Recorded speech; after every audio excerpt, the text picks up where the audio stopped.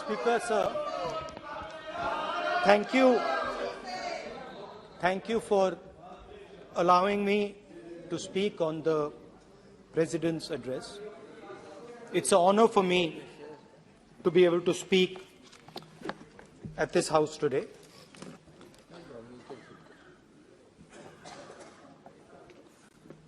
जैसे आप सबको मालूम है, पिछले 4 महीनों में हम भारत जोड़ो यात्रा कन्याकुमारी से लेकर कश्मीर तक हम पैदल चले।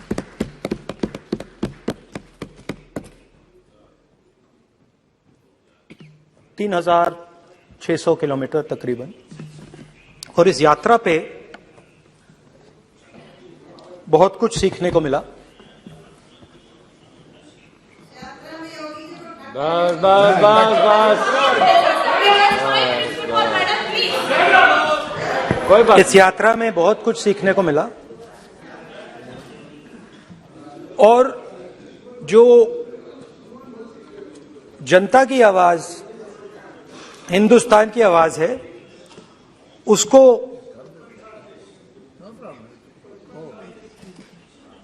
गहराई से सुनने का मौका मिला।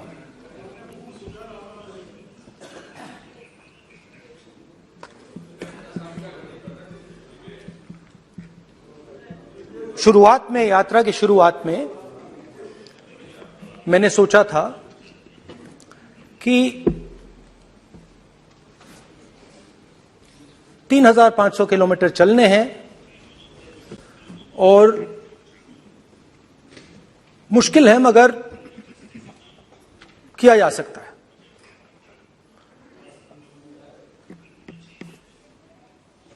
आप भी राजनेता हो, हम भी राजनेता हैं। हाँ, सेवक कह लीजिए। और नॉर्मली आजकल की राजनीति में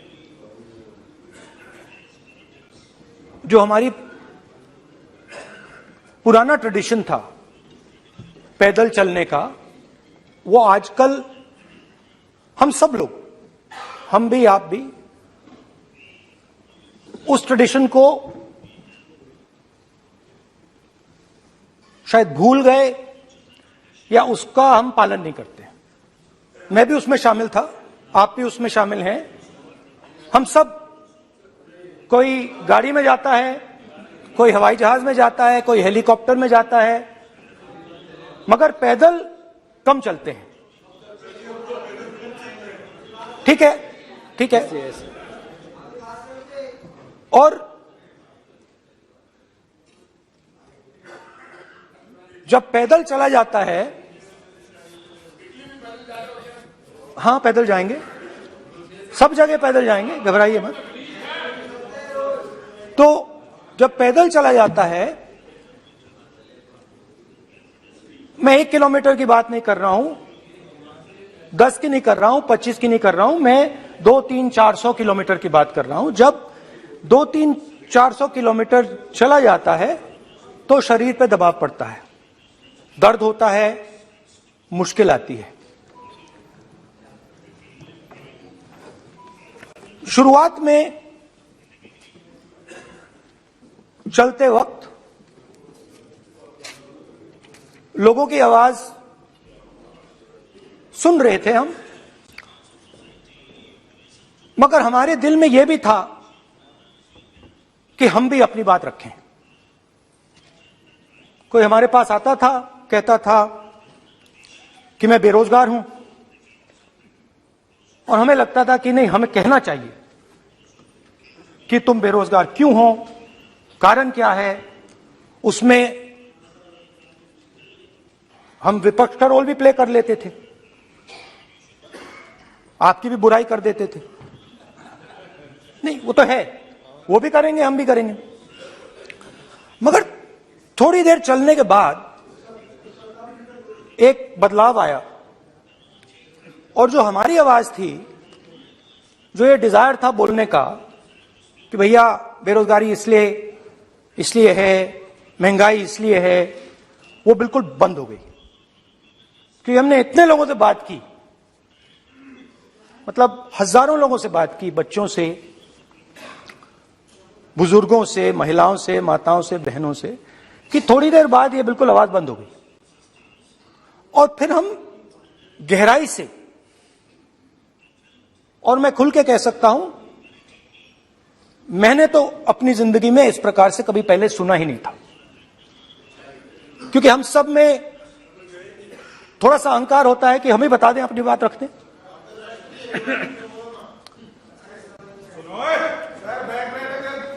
तो आस्ते आस्ते जब हम चले 500-600 किलोमीटर बाद, जनता की आवाज गहराई से सुनाई देने लगी। और एक प्रकार से यात्रा, इंडिविजुअल्स नहीं, यात्रा हमसे बोलने लगी। नहीं, गहरी बात है, समझ नहीं आएगा। आप समझने की कोशिश करो। यात्रा हमसे बोलने लगी। 200 किलोमीटर आप चलने की कोशिश करिए, पता चल जाएगा। और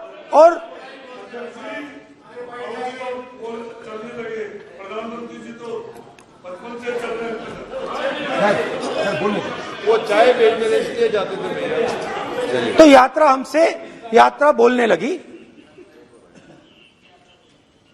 कोई आता था, कहता था, युवक आता था, कहता था मैं बेरोजगार हूं। हम सवाल पूछते थे, क्या पढ़ा आपने? इंजीनियरिंग की, अब क्या करते हो? कोई कहता था मैं बेरोजगार हूं, कोई कहता था मैं उबर चलाता हूं, कोई कहता था मैं मजदूरी करता हूं। किसान आए हजारों। प्रधानमंत्री बीमा योजना की बात की कि हम पैसा भरते हैं, तूफान आता है, आंधी आती है, पैसा गायब हो जाता है।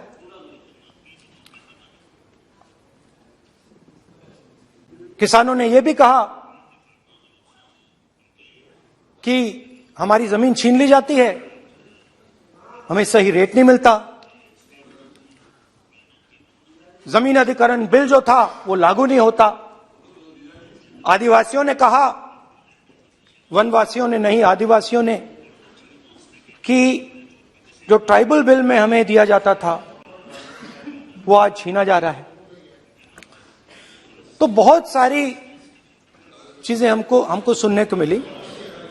मगर मेन थ्रस्ट, अगर मैं कहूं, मेन थ्रस्ट बेरोजगारी, महंगाई और किसान। उसमें एमएसपी थी, उसमें बीज की समस्या थी, किसान बिल की समस्या थी। अच्छा, अग्निवीर की भी बात की लोगों ने। आपने अभी बोला कि अग्निवीर देश को फायदा पहुंचाएगा। मगर हिंदुस्तान का युवा जो 4 बजे दौड़ता है, आर्मी में भर्ती होने के लिए दौड़ता है, वो आपकी बात से सहमत नहीं है। उनने हमसे कहा कि पहले हमें 15 साल की सर्विस मिलती थी, पेंशन मिलती थी, अब 4 साल के बाद हमें निकाल दिया जाएगा, कुछ नहीं मिलेगा, पेंशन नहीं मिलेगी। सीनियर ऑफिसर्स ने कहा कि हमें तो लगता है कि ये जो अग्निवीर योजना है ये आर्मी के अंदर से नहीं आई, ये कहीं और से आई है, ये आरएसएस से आई है, होम मिनिस्ट्री से आई है। ये सीनियर आर्मी के लोगों ने कहा है, मैं नहीं कह रहा हूं, कि हमें लगता है कि ये आर्मी के ऊपर ये योजना थोपी गई है और ये आर्मी को कमजोर करेगी। आर्मी के जनरल्स ने हमें कहा, जो रिटायर्ड हैं, उन्होंने हमें कहा, राहुल जी, हजारों लोगों को हम हथियार की ट्रेनिंग दे रहे हैं और फिर थोड़ी देर बाद उनको समाज में डाल रहे हैं। बेरोजगारी है, समाज में हिंसा बढ़ेगी।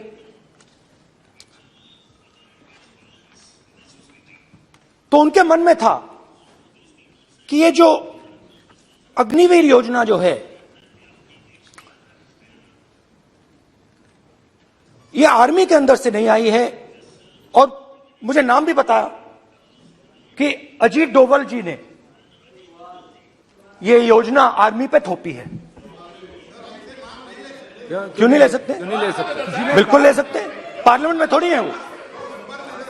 क्यों नहीं ले क्यों नहीं ले सकते? क्या बात कर रहे हैं? सवाल ये तर्क है, बाद में फिर अडानी के लिए भी यही बोलने वाले हैं, फिर ये तर्क है इनका।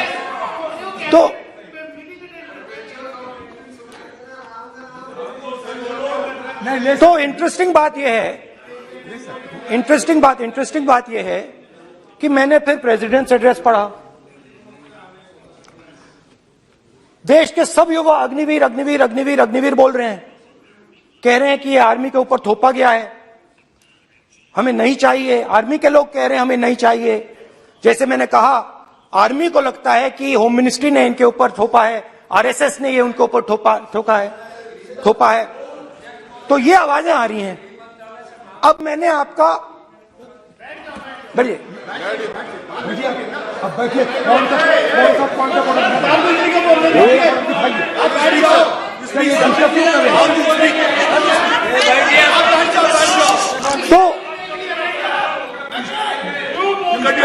तो एक फर्क, ये थोड़ा पानी ले आओ मैंने पानी। तो मुझे एक फर्क दिखा प्रेसिडेंट्स एड्रेस में बहुत सारी चीजें बोली गई। अग्निवीर के लिए एक लाइन थी, एक शब्द, एक बार अग्निवीर शब्द का प्रयोग किया गया, और वो भी अग्निवीर योजना हमने दी। उससे ज्यादा कुछ नहीं बोला। कहां से आई, कौन लाया, किसको फायदा होगा, ये नहीं बोला। बेरोजगारी शब्द ही नहीं था उसमें। आपने देखा होगा, बेरोजगारी शब्द ही नहीं था प्रेसिडेंट एड्रेस में। महंगाई शब्द ही नहीं था। तो जो यात्रा में हमें सुनने को मिला, अग्निवीर, महंगाई, किसान, बेरोजगारी, प्रेसिडेंट एड्रेस में था ही नहीं। उस पे नहीं है। तो ये मुझे थोड़ा अजीब लगा कि जनता कुछ कह रही है और प्रेसिडेंट्स एड्रेस में कुछ और सुनाई दे रहा है। अच्छा, एक और चीज हमें बताई गई। तमिलनाडु से लेकर केरला, महाराष्ट्र, मध्य प्रदेश, सब जगह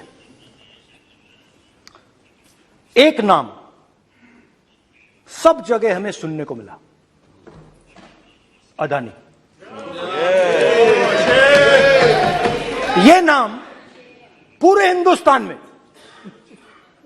केरल में, तमिलनाडु में, महाराष्ट्र, कर्नाटका, हिमाचल, कश्मीर, सब जगह अदानी अदानी अदानी अदानी अदानी।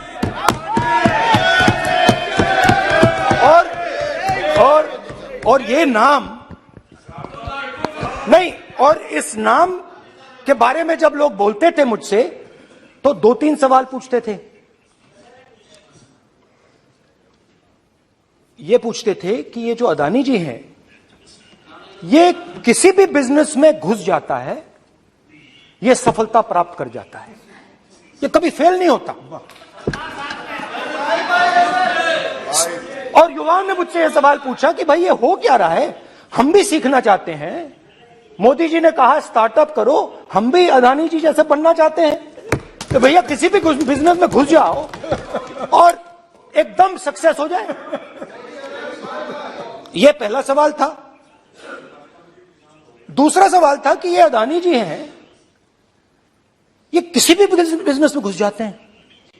पहले ये 1-2 बिजनेस करते थे, अब ये 8-10 सेक्टर्स में काम करते हैं। Airports, data centres, cement, solar energy, wind energy, aerospace and defence, consumer finance, renewables, media. तो उन्होंने मुझसे पूछा कि राहुल जी, हाँ वेट करो, बेटे, हाँ, धन्यवाद। पोर्ट्स की बात भी थी, पोर्ट्स की बात भी थी। ये भी सवाल पूछा, ये भी पूछा कि भैया एक बात बताइए, राहुल जी बताइए हमें कि अदानी जी का जो नेटवर्थ है वो 3 साल के अंदर, नहीं सॉरी 2014 से लेकर 2022 तक ये $8 बिलियन से $140 बिलियन कैसे हो गया? कैसे हुआ? मोदी कैसे? मोदी है तो मुमकिन ये 2014 में अगर आप दुनिया की, मुस्कुरा रहे हैं आप, बीजेपी में है ना आप, तो ये लिस्ट आती है, एक लिस्ट आती है दुनिया के सबसे अमीर लोगों की। इस पे ये 609 नंबर पे थे 14 में, 609 पीछे बिल्कुल। पता नहीं जादू हुआ, दूसरे नंबर पे पहुंच गए। मोदी है तो मुमकिन है।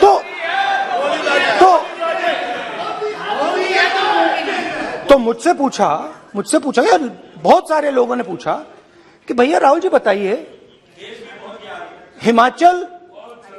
हिमाचल में सेब की बात होती है अदानी जी, कश्मीर में सेब की बात होती है अदानी जी, पोर्ट्स की बात होती है अदानी जी, एयरपोर्ट्स की बात होती है अदानी जी, इंफ्रास्ट्रक्चर, अच्छा हम सड़क पे चल रहे हैं, मैं पूछूं किसने बनाई? अदानी जी। तो लोगों ने यह भी पूछा कि राहुल जी ये जो अदानी जी जो हैं, इनकी सफलता कैसे हुई? ये इतने बिजनेसेस में कैसे घुस गए? इतनी सफलता कैसे प्राप्त हुई? और सबसे जरूरी सवाल, इनका हिंदुस्तान के प्रधानमंत्री के साथ क्या रिश्ता है और कैसा रिश्ता है? देश जानना चाहता है, तो देश जानना चाहता है। ये देखिए रिश्ता, ये देख लीजिए। प्लीज पोस्टर माननीय ये देख लीजिए, सदस्य पब्लिक में है सर। नहीं स्पीकर सर, वो फोटो है सर, वो पोस्टर नहीं है। आप वरिष्ठ सदस्य हैं, प्राइम मिनिस्टर की पोस्टर और फोटो है सर, उसके नियम में बहुत नहीं, उनका अच्छा चेहरा सदन ने दिख रहा नियम है। बनाया है। उनके वहां पे उनके पीछे अदानी का लोगो है, अदानी जी के हवाई जहाज में घुस रहे हैं। तो मैंने सोचा कि आज के प्रेसिडेंट्स एड्रेस में मैं थोड़ा जो नरेंद्र मोदी जी का और अदानी जी का रिश्ता है उसके बारे में आपको थोड़ा बता देता हूं। प्लीज बताइए। तो वो आप बता देना।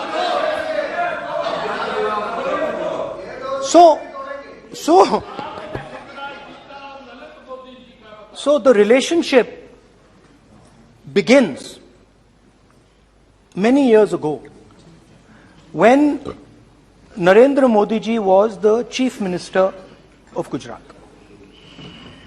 And when most of India's business was asking questions of the Prime Minister, was against the Prime Minister, one man stood shoulder to shoulder with the Prime Minister. He didn't back down. That's commendable. It's not a joke. He was loyal to the Prime Minister. And what did he do?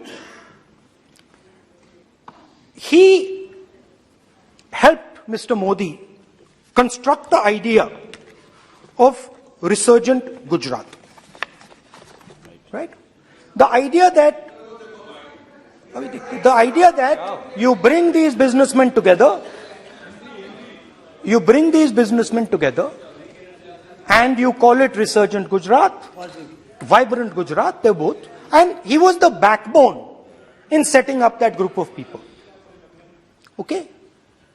And the result of that was tremendous growth of his businesses in Gujarat. Expansion of his businesses.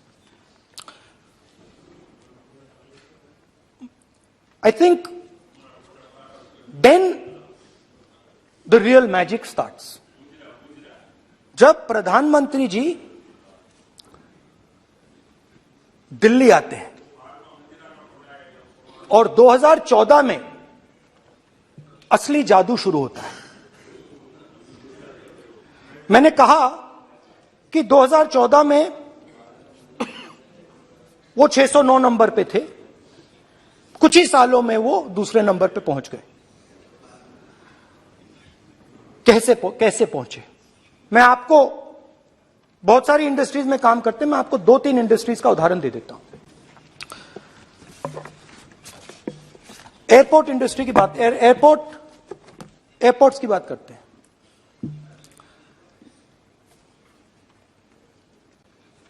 कुछ साल पहले सरकार ने हिंदुस्तान के airports को develop करने के लिए दिया। नियम था, there was a rule that anybody who does not have prior experience in airports cannot be involved in development of these airports. नहीं, गलत नहीं बोल रहा हूं।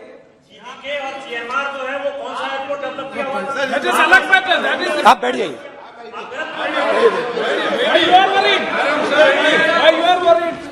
अडानी के डिफेंस में आ गए सर। रूल था कि अगर कोई एयरपोर्ट बिजनेस में नहीं था तो वो इन एयरपोर्ट्स को ले नहीं सकता था। इस रूल को हिंदुस्तान की सरकार ने बदला। किसी ने भी बनाया हो रूल था, किसी ने भी बनाया हो रूल था। रूल बनाया किसने बात नहीं है, रूल बदला किसने बात है।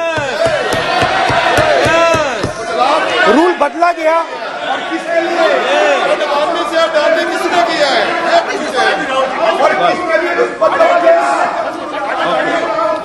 रूल बदला गया।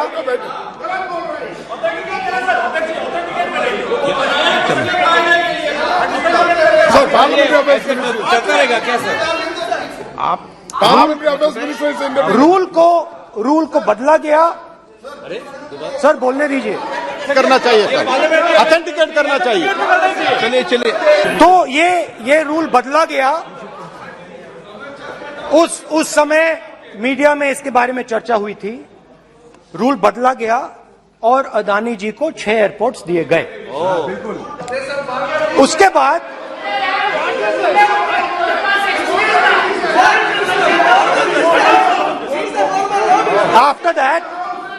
after that India's most strategic profitable airport, Mumbai airport, was taken away by GVK, hijacked by using the agencies. The agencies को CBI, ED का प्रयोग कर GVK पर दबाव डालकर हिंदुस्तान की सरकार ने उस एयरपोर्ट को अदानी जी के हाथों में कर दिया। सच है। रिजल्ट क्या आया? रिजल्ट आया कि एयरपोर्ट्स में आज अदानी जी 24% हिंदुस्तान की एयर ट्रैफिक को अपने एयरपोर्ट से निकालते हैं और 31% एयर फ्रेट उनके एयरपोर्ट्स में से निकलता है। अब यह काम हिंदुस्तान की सरकार और हिंदुस्तान के प्रधानमंत्री जी ने फैसिलिटेट किया। अब आपने, जो पिछले स्पीकर थे उन्होंने फॉरेन पॉलिसी की बात की, हम भी फॉरेन पॉलिसी की बात करते हैं। चलिए डिफेंस से शुरू करते हैं। बहुत ऑप्शंस है, आप बताइए कहां से शुरू करें। बिजली, डिफेंस, बहुत ऑप्शंस है। Defence, let us start with defence. अब डिफेंस में अदानी जी का कोई एक्सपीरियंस नहीं था, जीरो एक्सपीरियंस। कल मैंने प्रधानमंत्री को HAL में देखा। प्रधानमंत्री जी ने कहा कि गलत आरोप लगाया, मगर रियलिटी तो यह है कि HAL का जो कॉन्ट्रैक्ट था 126 हवाई जहाजों का, वो अनिल अंबानी को चला गया और अनिल अंबानी बैंकरप्ट हो गया। वहां भी फैसिलिटेशन था। अब देखिए, और ये जो फ्यूचर एंटरप्रेन्योर्स हैं, जो बिजनेस स्कूल हैं, हार्वर्ड यूनिवर्सिटी जैसे स्कूल हैं, इनको इसका केस स्टडी, इसकी केस स्टडी बनानी चाहिए, शायद बने। How to use government power to build individual businesses, case study.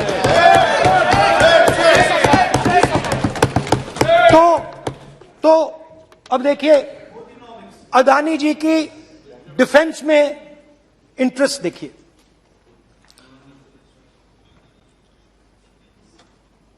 Elbit company के साथ हिंदुस्तान में अदानी जी ड्रोन्स बनाते हैं। ड्रोन्स को हिंदुस्तान की एयरफोर्स, आर्मी, नेवी के लिए रिफिट करते हैं। अदानी जी ने यह काम कभी नहीं किया है पहले। एचएएल ये काम करती है। हिंदुस्तान में और भी कंपनीज हैं जो ये काम करती हैं, मगर प्रधानमंत्री जी इजरायल जाते हैं और उसके एकदम बाद अदानी जी को ये कॉन्ट्रैक्ट मिल जाता है, मगर एक नहीं मिलता। ये मत सोचिए कि ये सिर्फ एक कंपनी की बात हो रही है, ये इंडस्ट्रीज की बात होती है यहां पे। जैसे मैंने आपको दिखाया, एयरपोर्ट का पूरा सिस्टम उठा के ले गए, 30% मार्केट शेयर एयरपोर्ट में ले गए, वैसे ही डिफेंस में करा। तो 4 डिफेंस की इनके पास कंपनीज हैं। यह काम इन्होंने कभी नहीं किया। स्मॉल आर्म्स, जिसमें टावर है जो हमारी स्पेशल फोर्सेस यूज करती है, आर्मी यूज करती है, जिसमें गलील स्नाइपर राइफल है, ये सब अदानी जी बनाते हैं। सीधा स्ट्रेट इजरायल में प्राइम मिनिस्टर जाते हैं, प्राइम मिनिस्टर के साथ वहां पे मतलब बीच में पैदल चलते हैं और फिर जादू से पीछे से इंडिया का फर्स्ट कॉम्प्रिहेंसिव एमआरओ मिल जाता है मेंटेनेंस के लिए, जहाजों के मेंटेनेंस के लिए। स्मॉल आर्म्स का बिजनेस मिल जाता है, इजरायली जो ड्रोन्स हैं उसका बिजनेस मिल जाता है। मतलब जो हिंदुस्तान और इजरायल का डिफेंस का रिश्ता है वो पूरा पूरा अदानी जी के हाथ में चला जाता है, खत्म कहानी। हाँ, उसमें पेगासस भी है, तो पता नहीं वहां से क्या मतलब पेगासस कैसे आया, क्या हुआ, किसने दिया। अच्छा, एक और बड़ी इंटरेस्टिंग चीज है, एक कंपनी है अल्फा डिफेंस, जो डिफेंस इलेक्ट्रॉनिक्स का काम करती है, एवियोनिक्स का काम करती है, और बहुत स्ट्रेटेजिक कंपनी है। वो भी अदानी जी के हवाले कर दी गई, अदानी जी ने एक्वायर कर लिया। तो आपने देखा कि एयरपोर्ट्स का बिजनेस 30% मार्केट शेयर, हिंदुस्तान और इजरायल का जो वेपन्स का बिजनेस है 90% उठा के ले गए। एक विजिट फॉरेन पॉलिसी, ये है फॉरेन पॉलिसी। चलिए, अब मैंने आपको इजरायल की बात बताई, ऑस्ट्रेलिया चलते हैं। कोयला ऑस्ट्रेलिया चलिए। ऑस्ट्रेलिया में प्रधानमंत्री जाते हैं। आप बोलिए। सर, स्पीकर सर, प्रधानमंत्री जी ऑस्ट्रेलिया जाते हैं और जादू से State Bank of India $1 billion loan Adani ji को ऑफर करती है। सर, इसका भी डॉक्यूमेंट जरूरी है क्या, बताओ। मोदी जी, आपका सरकार की पास है। Sadyr please. उसके बाद मैं उदाहरण दे रहा हूं, पूरी दुनिया में मोदी जी जाते हैं, घूमते हैं, तो मैं बता देता हूं क्या होता है वहां पे। बांग्लादेश में गए, हाँ, काम पे ही जा रहे हैं, वही तो बोल रहा हूं, काम पे जा रहे हैं। बांग्लादेश जाते हैं, मोदी जी की पहली ट्रिप होती है बांग्लादेश में। वहां पे बांग्लादेश को इलेक्ट्रिसिटी बेचने का डिसीजन लिया जाता है।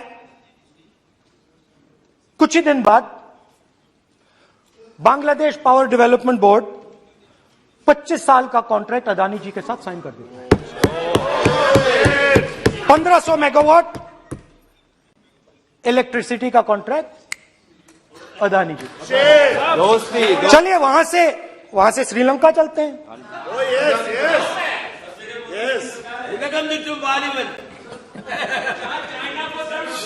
जून 2022 में Chairman of Sri Lanka's Ceylon Electricity Board, MMC Fernando, informed a parliamentary committee in Sri Lanka in open hearing that he was told by President Rajapaksa that PM Modi pressured him to give the wind power project directly to Mr. Adani.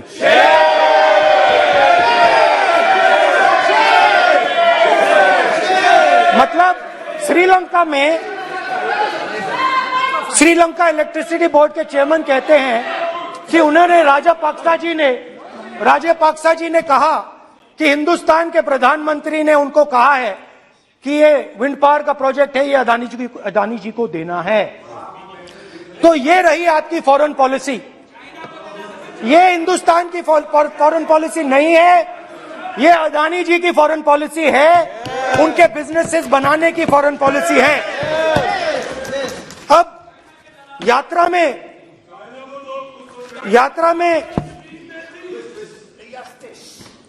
में मुझसे 2-3 और सवाल पूछे गए।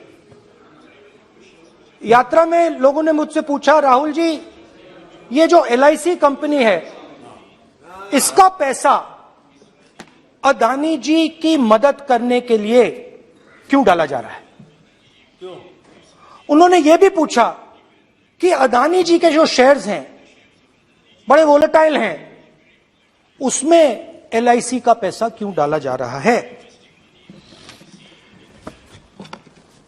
तो मेरा कहना है कि एक सेकंड, मेरा कहना है कि अदानी जी की मदद प्रधानमंत्री जी और हिंदुस्तान की सरकार कैसे करती है? हजारों करोड़ रुपए हिंदुस्तान के public sector banks Adani ji को मिलता है। 27,000 करोड़ रुपए SBI, PNB 7,000 crore, bank of Baroda 5,500 crore, ये मैं लिस्ट चलती जाएगी। LIC का एक्सपोजर 36,000 करोड़ रुपए, 3 crore SBI and other PSU bank holders. Money is going to Mr. Adani and to finance.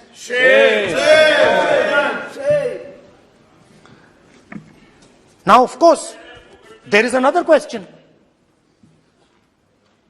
तो मदद कैसे हो रही है? हिंदुस्तान के पब्लिक सेक्टर बैंक्स का पैसा, LIC का पैसा नरेंद्र मोदी जी, अदानी जी को दिया जा रहा है। अगर कोई सामने खड़ा हो जाता है, जैसे जीवी के लोग खड़े हुए, ED, CBI एजेंसीज आ जाती हैं, उनको परे कर देती हैं। तेलंगाना में भी एक पोर्ट का उदाहरण था, आंध्रा, सॉरी। मगर मेन सवाल और सबसे इंटरेस्टिंग सवाल दूसरा है। कुछ दिन पहले ये हिंडनबर्ग रिपोर्ट आई, उसमें लिखा था कि अदानी जी की हिंदुस्तान के बाहर शेल कंपनीज हैं। ये जो शेल कंपनीज हैं, सबसे पहला सवाल है, ये हैं किसकी? ये किसकी है मॉरिशस में जो शेल कंपनीज हैं? और ये जो हजारों करोड़ रुपया ये शेल कंपनीज हिंदुस्तान में भेज रही हैं, ये किसका पैसा है? और क्या ये काम अदानी जी फ्री में कर रहे हैं? अब मैं ये सवाल क्यों पूछ रहा हूं? क्योंकि अदानी जी स्ट्रेटेजिक बिजनेसेस में काम करते हैं। अदानी जी हिंदुस्तान के पोर्ट्स को डोमिनेट करते हैं, अदानी जी हिंदुस्तान के एयरपोर्ट्स को डोमिनेट करते हैं, और जैसे मैंने कहा अदानी जी हिंदुस्तान की डिफेंस इंडस्ट्री में बहुत जरूरी रोल प्ले करते हैं। तो मेरा पहला एक छोटा सा सवाल है कि जो शेल कंपनीज हैं,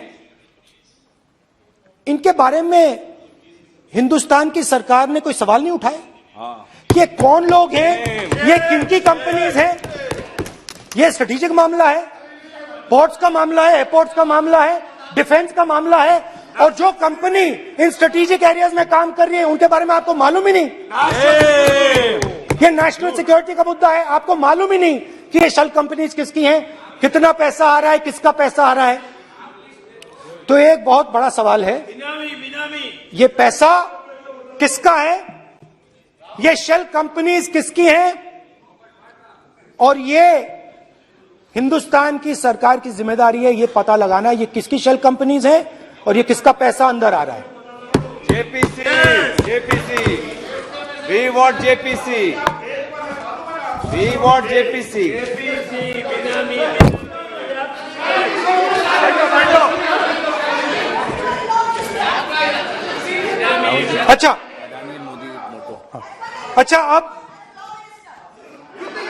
अच्छा अब चलिए छोटा सा बजट के बारे में बता देता हूं। 2022 में अदानी जी अनाउंस करते हैं कि वो $50 बिलियन इन्वेस्ट करेंगे to build the world's largest green hydrogen ecosystem. और इस बजट में बीजेपी की सरकार निर्मला सीतारमण जी कहती हैं हम ग्रीन हाइड्रोजन के लिए बहुत ह्यूज इंसेंटिव्स देंगे, 19,700 करोड़ रुपए हम ग्रीन हाइड्रोजन के लिए देंगे, मतलब अदानी जी को देंगे। जुगलबंदी बजट में अदानी जी के लिए 50 नए airport, coastal shipping, horticulture, grain storage, ये सब काम आप कर रहे हैं। तो मेरे सिर्फ कल प्रधानमंत्री जी आज कल भाषण देंगे, मेरे उनसे 2-3 छोटे से सवाल हैं। मेरा प्रधानमंत्री जी से 2-3 सवाल हैं।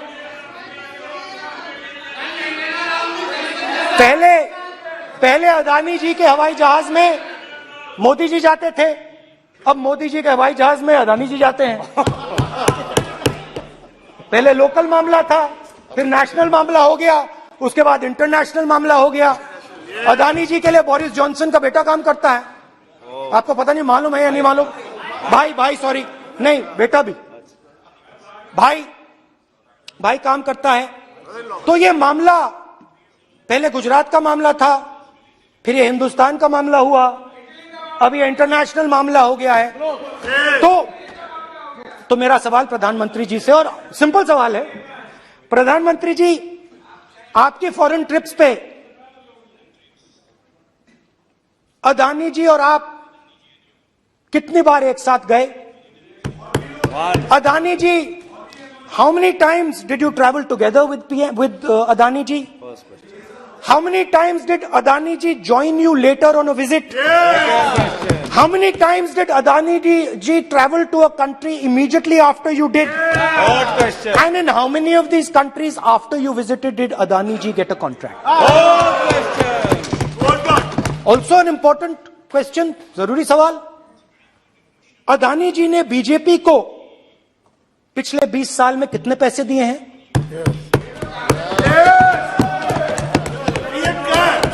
इलेक्टोरल बॉन्ड्स में कितना पैसा दिया है? मैंने आज वो जो युवाओं ने मुझसे सवाल पूछा था कि अदानी जी की इतनी बिजनेस एक्यूमेंट कहां से आई, इतने अलग अलग सेक्टर्स में अदानी जी ने कैसे सक्सेस प्राप्त की, अदानी जी के बारे में पूरी दुनिया को स्टडी करनी चाहिए, हार्वर्ड यूनिवर्सिटी को स्टडी करनी चाहिए कि पॉलिटिक्स के बीच में और बिजनेस के बीच में कैसा रिश्ता होता है। India is a case study and prime minister Narendra Modi should be given a gold medal in this. Now बहुत अच्छी तरह बीजेपी के जो पिछले स्पीकर थे उन्होंने मेरे भाषण को इंकैप्सुलेट किया मेरे लिए बहुत अच्छी तरह। आपने जो मैं सोच रहा था आपने उससे और भी अच्छी तरीके से बोल दिया। Coming together is a beginning, Adani और keeping together is progress, working together is success. Adani ji and Narendra Modi ji, thank you.